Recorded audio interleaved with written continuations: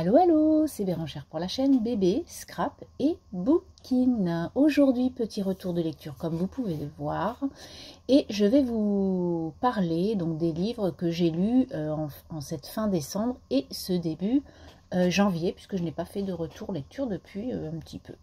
Donc je vous montre tout ça, mais avant, ce matin, dans ma boîte à lettres, oui, enfin, moi ce midi, je ne suis pas rentrée à la maison, donc je ne l'ai pas vue. Donc ce soir, quand je suis rentrée, j'avais cette petite carte de ma copine Laetitia, qui est juste trop belle. Donc la voici, la voilà. Moi j'adore les cartes. Et alors, elle est spéciale cette carte. Pourquoi? Parce que à Laetitia, pour les fêtes de Noël, on se fait tout le temps un cadeau. Et mon cadeau, c'était un bloc de papier ou enfin c'est un bloc de papier exprès pour faire des cartes postales, puisque à l'envers en fait du bloc il y a les lignes et tout pour mettre le timbre, etc. Donc en fait on fait une carte et on l'envoie à la copine, et je lui avais défié de me faire une carte pour au premier trimestre. Donc, bon, elle me l'a déjà faite,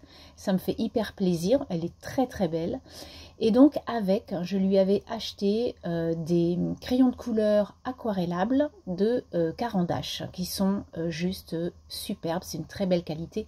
Et du coup, je ne savais pas trop si elle en avait ou pas, et puis du coup non. Donc je suis encore plus satisfaite de mon cadeau.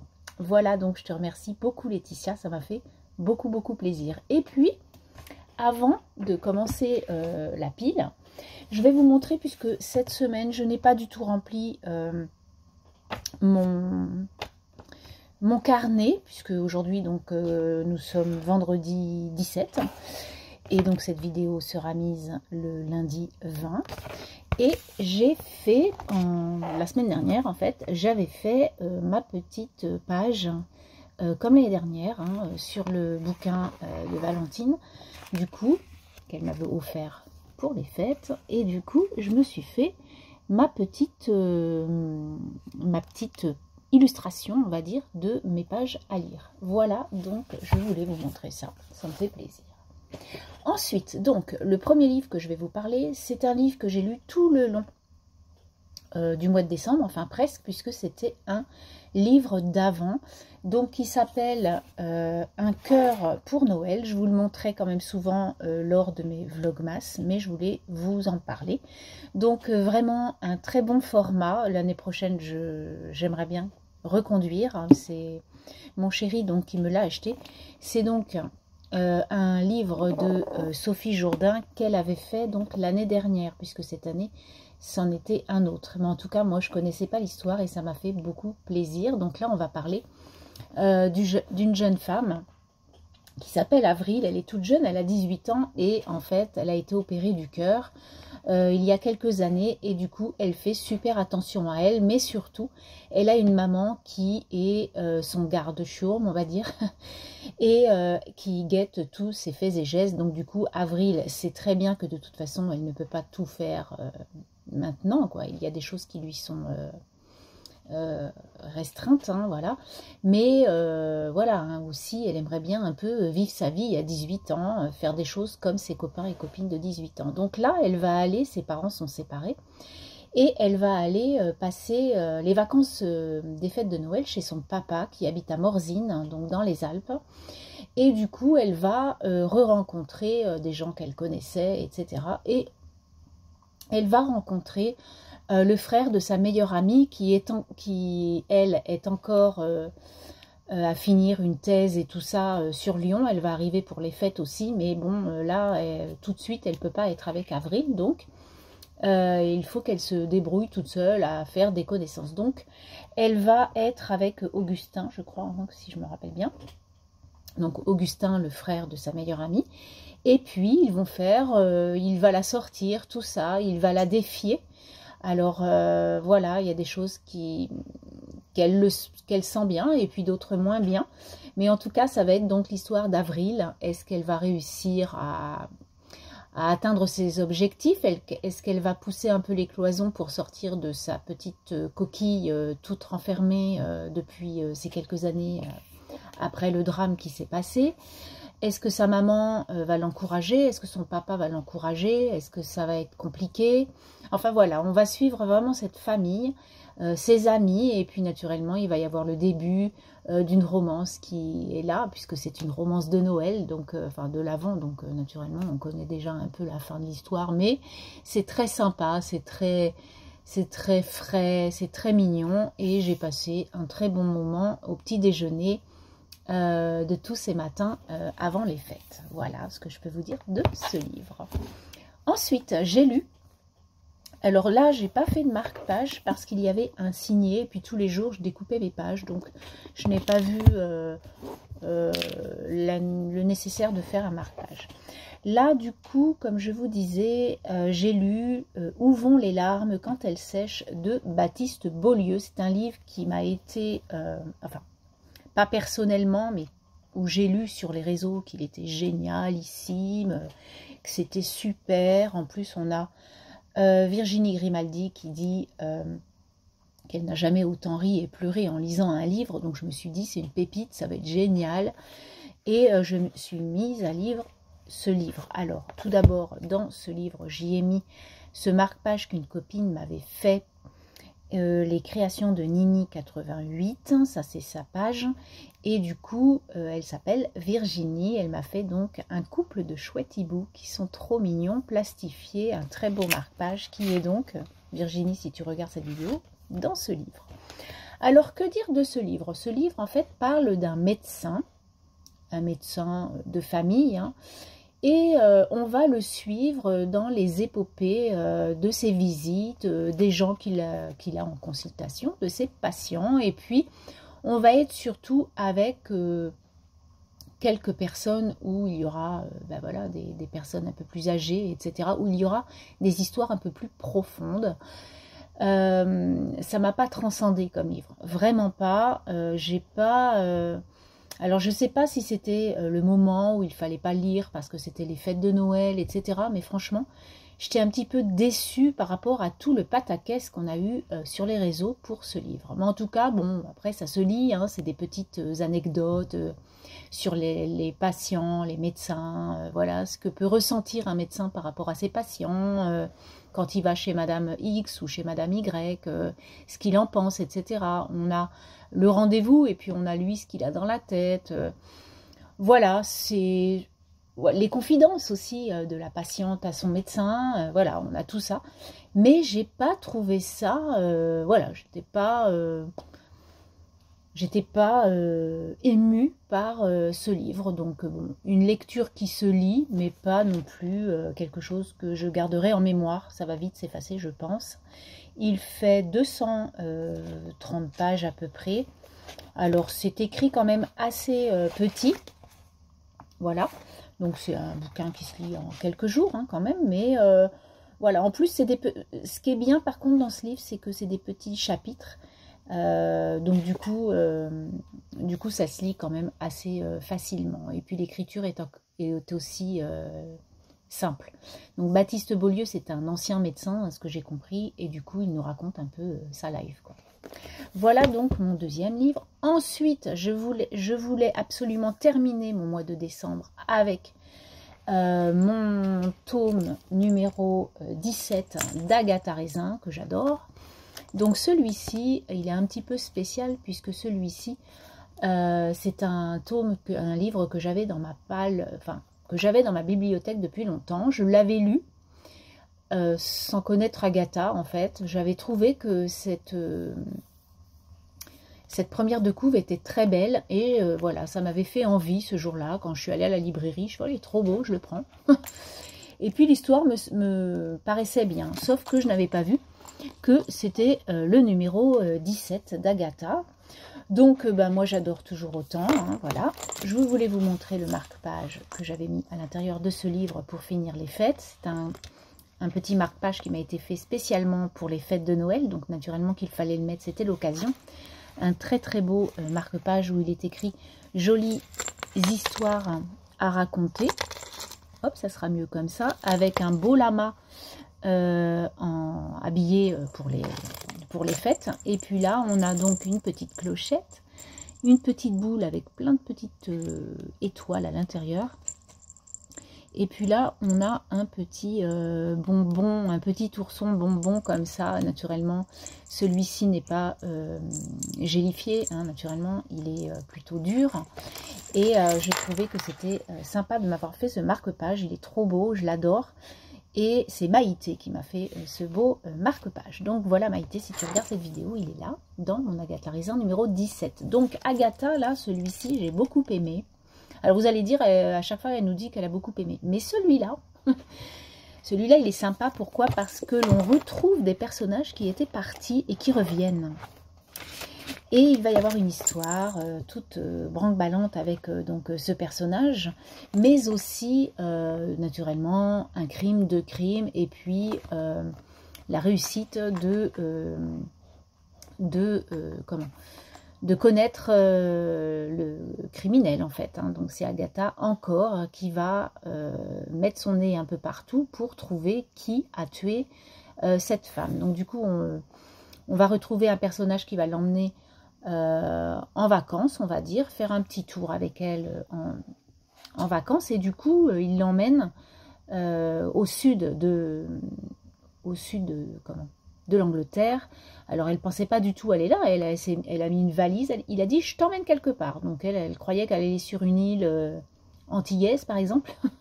Donc elle a mis que des trucs affriolants et tout, et elle se retrouve au sud de l'Angleterre où ça caille, il y a du brouillard, etc. Donc pas du tout son truc rêvé. Sauf que la personne qui l'emmène, elle a des souvenirs de cet endroit, parce que quand cette personne était petite, elle avait adoré en fait ce coin, c'était le paradis. Sauf qu'aujourd'hui, en tant qu'adulte et naturellement après plusieurs décennies, eh bien cet endroit a bien changé et ce n'est plus du tout ce qu'il avait vu auparavant. Donc, enfin, ce qu'il avait dans sa mémoire. Parce que des fois, enfin je sais pas vous, mais quand on est petit, on a des souvenirs de lieux. Et quand on y retourne, effectivement, c'est plus du tout le même chose qu'on ressent, parce que naturellement, on a vieilli, on a grandi, voilà, et du coup, on n'a pas le même œil qu'un enfant. Et du coup, des fois, on peut être déçu, effectivement. Donc, en tout cas, lui, il est déçu, il l'emmène dans un hôtel un peu miteux, on va dire. Mais il passe quelques temps, et puis, naturellement, dans cet hôtel, il va y avoir un premier crime, et puis un deuxième. Et donc, notre Agatha est toujours là pour élucider tout ça.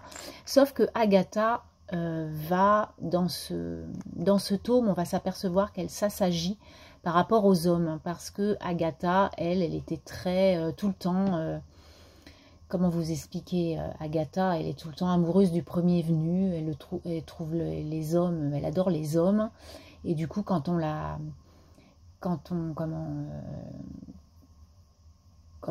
trouve jolie, qu'on lui dit un petit peu des choses sympas, et bien tout de suite elle est un petit peu émoustillée, et puis elle s'amourache un peu du premier venu. Et du coup là, eh bien on va voir qu'Agatha a un petit peu changé, et ce n'est plus du tout la même donne. Et j'ai beaucoup aimé l'évolution que le personnage, que MC Beaton nous donne sur le personnage d'Agatha. Donc c'est Cache-Cache à l'hôtel, le numéro 17, aux éditions Albin Michel. Ensuite, j'ai lu, donc ça c'était mon premier livre du mois de janvier, j'ai lu L'été où tout a fondu de Tiffany McDaniel aux éditions Totem. Une belle bricasse qui fait, enfin non, ça va quand même, c'est pas énorme non plus, c'est pas le livre de 800 pages, il fait 450 pages à peu près, mais c'est écrit petit. Donc ça fait pas mal quand même de mots. Je sais pas, je compte pas les mots, mais ouais, c'est naturellement quand vous avez un livre comme ça et un livre beaucoup plus aéré, c'est quand même pas le même nombre d'heures de lecture. Bref, du coup, dans ce livre, j'y ai mis un marque-page que m'a fait une copine qui s'appelle Le temps des fêtes, avec des petites images de la collection Cannelle et Citron que j'adore. Et puis pareil, le papier, le petit mot, tout ça c'est de la collection. Et je trouve qu'il est très très beau. Et naturellement, j'avais mis celui de Maïté dans l'Agatha. Donc celui-là allait dans celui-ci. Donc là, nous allons être avec hop, je retourne comme ça. Nous allons être avec plusieurs personnages. Je vais vous raconter un peu l'histoire. Donc nous avons déjà Autopsy Bliss, qui est le procureur d'une ville dans l'Ohio, qui s'appelle Brazed, je crois qu'elle dit hein, qu'il faut bien prononcer le D. Et du coup, ce procureur, un jour, on ne sait pas pourquoi, il va mettre dans un journal local qu'il veut rencontrer le diable, donc il faut absolument qu'il se présente aux portes de la ville.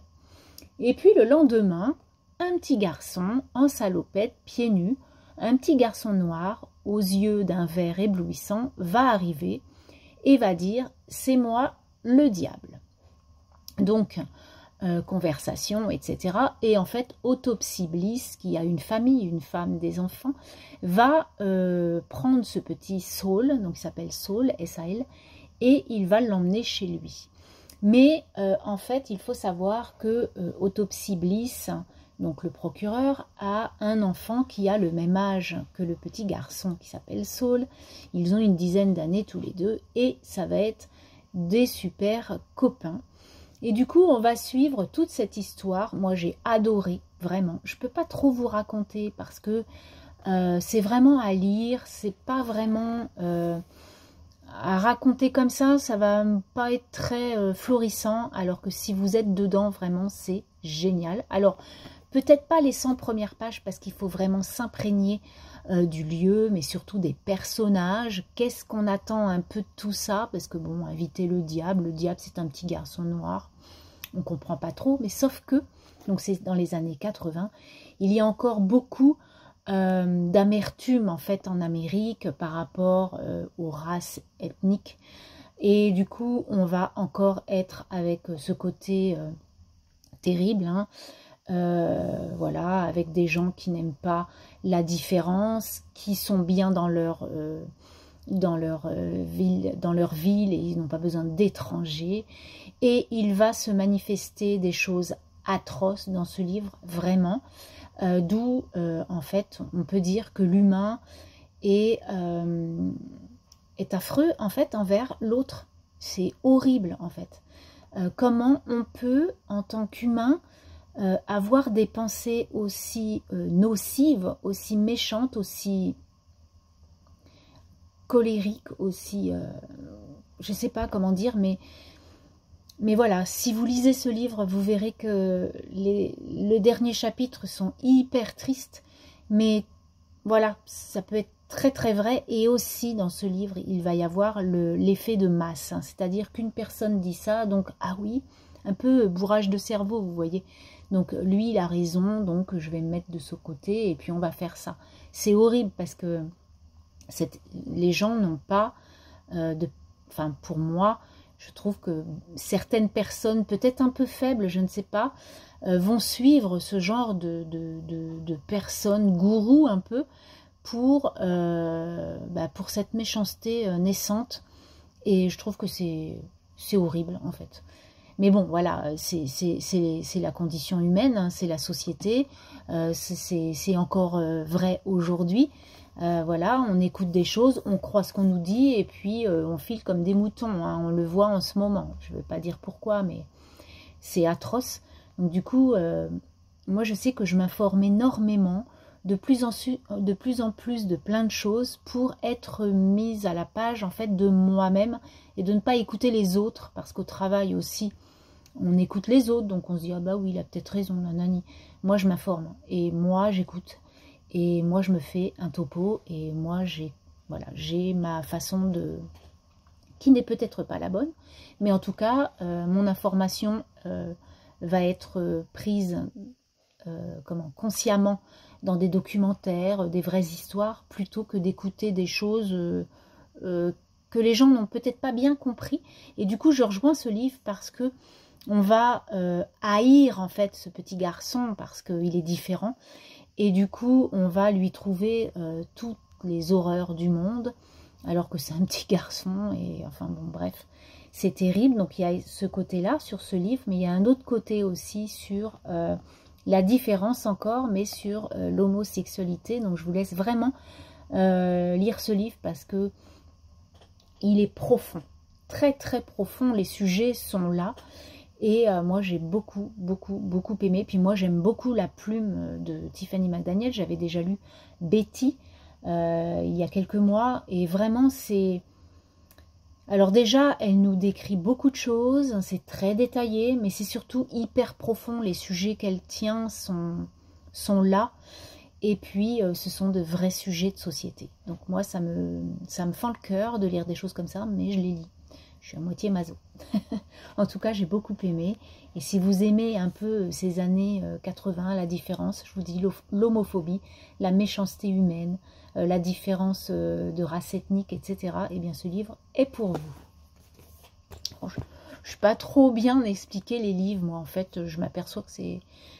voilà, je fais comme je peux. Mais moi, ça me plaît.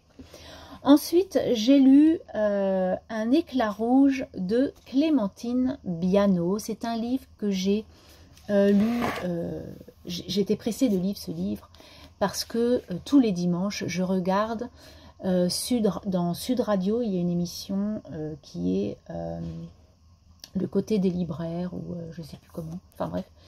Et du coup, c'est avec Gérard Collard et ils nous sortent des livres avec la journaliste, et du coup, il y a des thèmes qui me plaisent, et celui-ci, il nous disait que c'était une pépite, et vraiment, c'est un très, très, très beau livre. C'était un petit coup de cœur aussi, ce livre. Clémentine Biano c'est son premier roman, et vraiment, j'ai adoré ce livre. Alors, qu'est-ce que j'ai mis comme marque-page? Ah oui, je ne vous ai pas montré, je vous montrerai dans une autre vidéo. Donc, je me suis acheté chez Cultura des petits blocs de marque-page à colorier. Et puis, je m'en suis fait deux. Et il y en a un, donc, dans ce livre-là, une petite chouette. Elle est trop, trop mignonne. Je l'ai coloriée un soir, comme ça. J'adore. Et ce qui est bien, en fait, là, d'ailleurs, je vais remplir ça, c'est que derrière chaque format de marque-page, vous avez des petites annotations. Donc vous avez le livre, le résumé, mes ressentis, 3 choses que j'ai aimées et à partager avec. Donc je trouve que c'est pas mal, ça nous fait des petits souvenirs. Voilà. Et puis si on prête le livre, eh bien ça peut être sympa. Alors, Un éclat rouge. Alors là, je vous dis vraiment coup de cœur. Vraiment. Là, nous allons être donc dans les années 50 avec un petit bonhomme qui s'appelle Jeannot, qui a 9 ans, ça va être son histoire. Donc en fait, Jeannot, il a un petit frère qui a 3 ans, et puis il a son papa, sa maman, dans l'agriculture. Ils ont une ferme, voilà, tout se passe bien. Et puis un jour, pas comme un autre, papa et maman sont sortis, et donc il est avec son petit frère dans la ferme, et papa vient d'acheter une superbe voiture, une nouvelle Peugeot toute rouge, toute belle. Et en fait, Jeannot va faire des siennes, il va faire quelque chose qu'il n'aurait jamais dû, puisqu'il était interdit de monter dans cette voiture. Et il va arriver une catastrophe. Voilà, une vraie catastrophe. C'est-à-dire que mais c'est écrit dans le...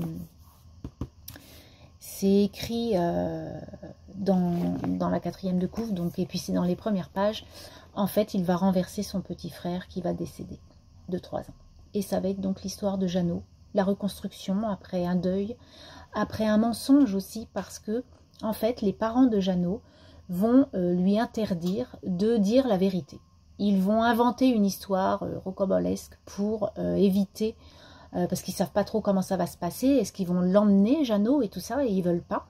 Donc, du coup, ils disent que c'était quelqu'un, un voleur, en fait, qui est venu, voilà, vouloir prendre la voiture et puis écraser le petit bout de chou.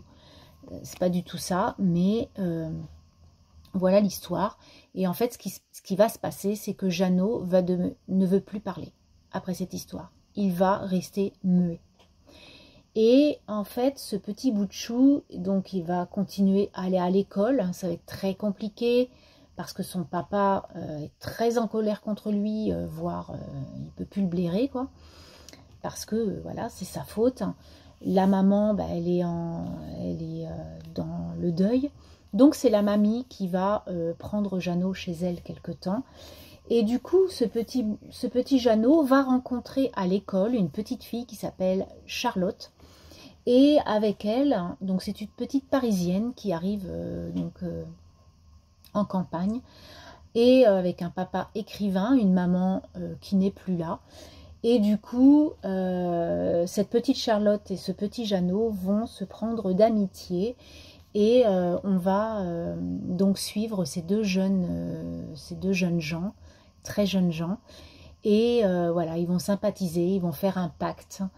Et voilà, l'histoire de Jeannot, c'est très beau parce que ça peut arriver, ça peut être arrivé, c'est des accidents de parcours de vie. Et du coup, moi j'ai adoré, donc pareil, on va parler de violence, on va parler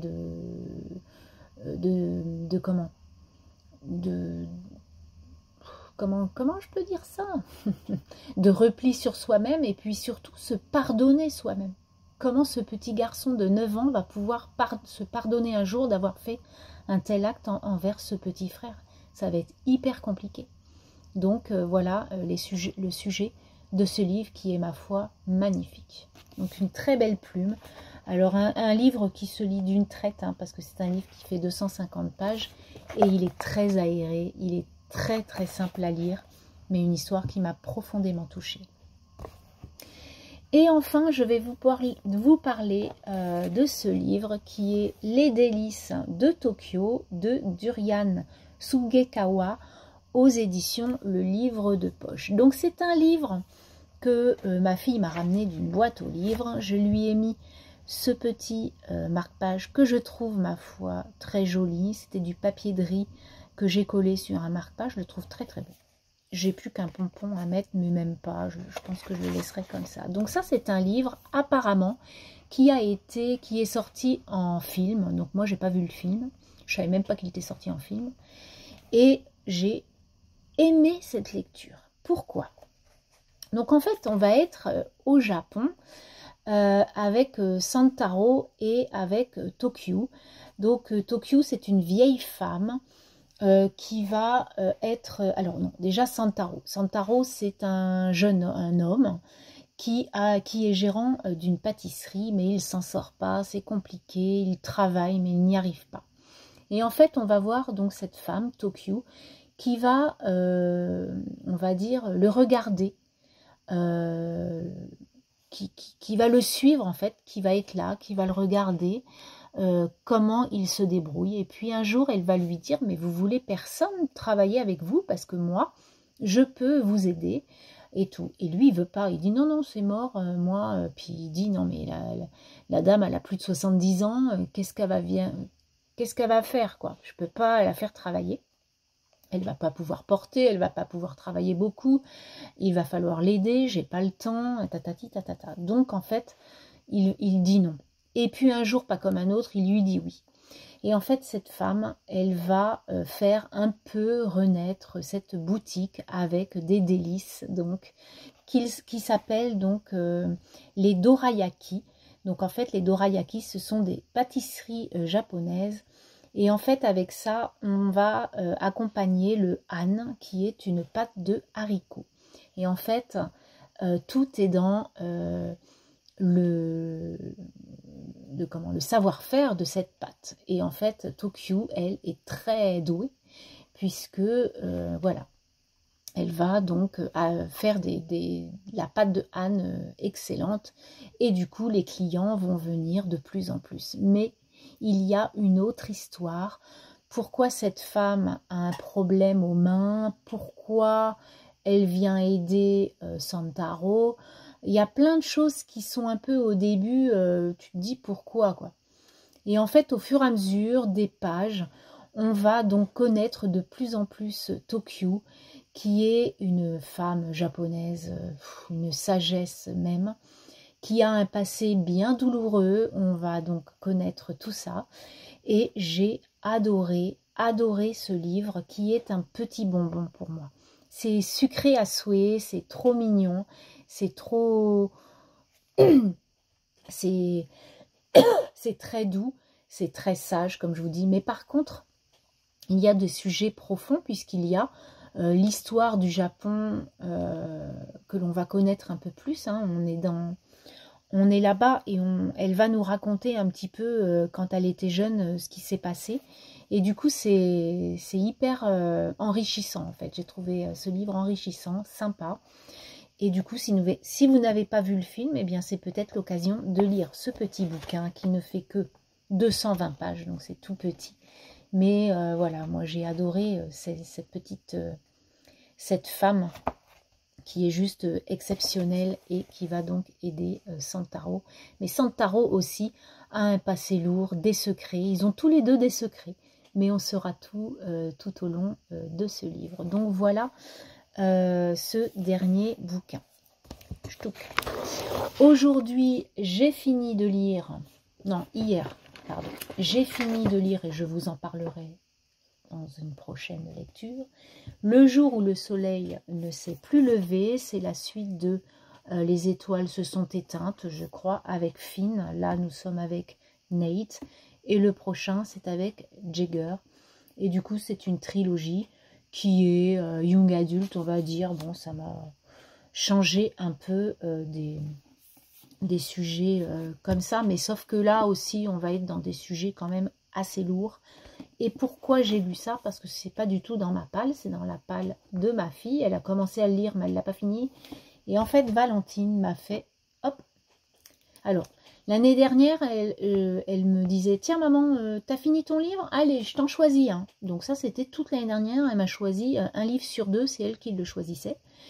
Et le week-end dernier, elle m'a dit, parce que moi je suis sur Livre Addict. Et elle me dit, oh, je vais prendre ton livre addict et puis je vais noter tous les titres de tes livres et tu les mettras dans une jarre. Parce que je lui avais expliqué que j'avais vu ça sur une chaîne canadienne. Et elle m'a fait des petits papiers. Et du coup, elle m'a mis bonne lecture, maman. Et du coup, je secoue et je pioche les livres. Sauf que j'ai sorti, je lui ai dit, tu sors 2-3 titres parce que ce sont des sagas. Et on ne peut pas les mettre à l'intérieur. Donc comme Agatha Raisin, que je vais lire très prochainement, le numéro 18. Donc ça, il n'est pas dedans. Et puis il y a aussi les livres de Franck Tilliez, puisque c'est pareil, je vais lire très prochainement Le Deuil de miel, je crois, puisque c'est le 3e bouquin de la série Charcot. Donc ce livre-là, je l'ai pioché dans la jarre. Et donc je l'ai fini hier et aujourd'hui j'ai commencé, j'ai choisi dans la jarre Merci Grezzi, Thank You de Julien Sandrel. Si vous vous rappelez l'année dernière, j'avais lu de Julien Sandrel La Chambre des Merveilles qui avait été interprétée par l'actrice Alexandra Lamy à la télé, qui est un chef-d'œuvre. J'ai adoré ce livre. Donc là, j'ai déjà lu plus de 50 pages et j'adore déjà le thème. Donc on verra tout ça dans une prochaine vidéo. Sur ce, je vous laisse. Dites-moi si vous avez déjà lu quelques livres de ce que je vous ai présenté ou pas. Paf. Et est-ce qu'il y en a un qui vous a touché plus qu'un autre? Est-ce que vous seriez peut-être susceptible d'en lire un? Ça me ferait plaisir de vous lire comme à chaque fois. Je vous laisse, je vous souhaite une belle journée, une très belle semaine et je vous dis à très bientôt. Bye bye.